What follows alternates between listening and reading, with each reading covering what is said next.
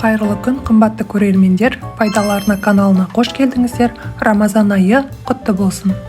Бүгін сіздермен ауызашарға өте дәруменге толы және пайдалы ас мәзірін дайындайтын боламыз. Алдымен салатымызды дайындаймыз. Ең алдымен қызыл бұршақты жақсылап жуамыз. Ыстық суда 1 минуттай қайнатып, отты өшіріп, қақпағын жауып 1 сағатқа бұқтырамыз.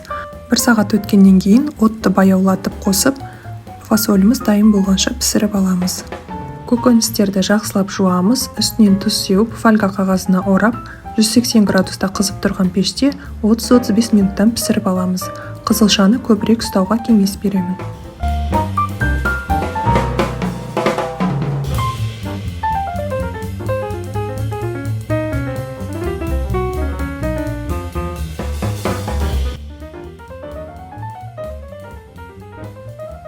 Қызыл пиязды ұсақтап тураймыз және де алма сіркесі уына 10 минутқа салып қоямыз.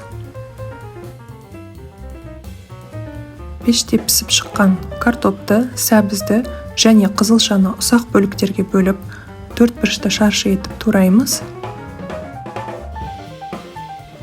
Үстінен ұсақтап туралған аскөкті саламыз, дайын болған пиязымызды саламыз, қызыл бұршақты саламыз және де қиярды ұсақтап турап, оны да салаттың үстінен саламыз.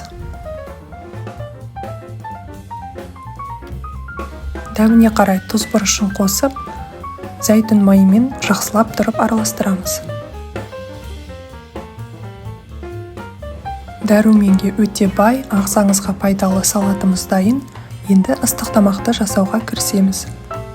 Артық заттардан тазартылған күрішті 5-6 рет суын ауыстыра отырып, суы мөп-мөлдір болғанша жақсылап жуып аламыз.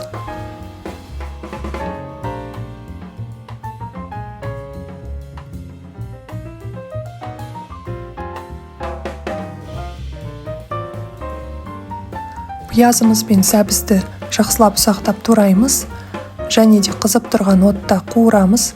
Дәміне қарай тұз бұрышын қосамыз.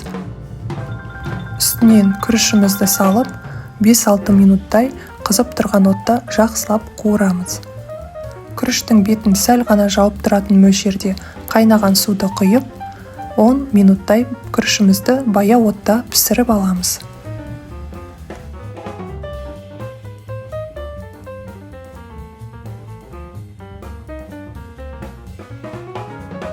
Балықты артық заттардан арылтып, жақсылап тазалап жуамыз. Үстінен тұз бұрышын сеуіп, барлық жеріне жететіндей етіп жағып шығамыз. Және де қаймақты алып, барлық жеріне жағамыз. Қаймақтың майлылығы маңызды емес. Бұл балықты дайындаудың ең қарапайым рецептісі болып табылады. Сақтап алуға кеңес беремін. Балықты порциялық бөліктерге тураймыз және де 1 сарымсақ пен 1 лимонды видеодағыдай турап аламыз.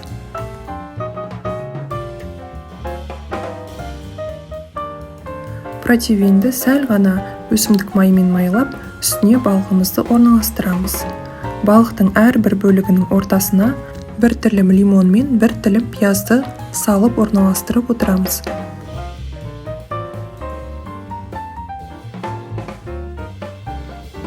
«180 градуста қызып тұрған пеште 35-40 минуттай пісіріп аламыз. Осымен ағзаңызға өте пайдалы, дәруменге толы ас мәзірі дайын. Тұтқан оразаларыңыз қабыл болсын, астарыңыз дәмді болсын. Назарларыңызға көп рахмет достар.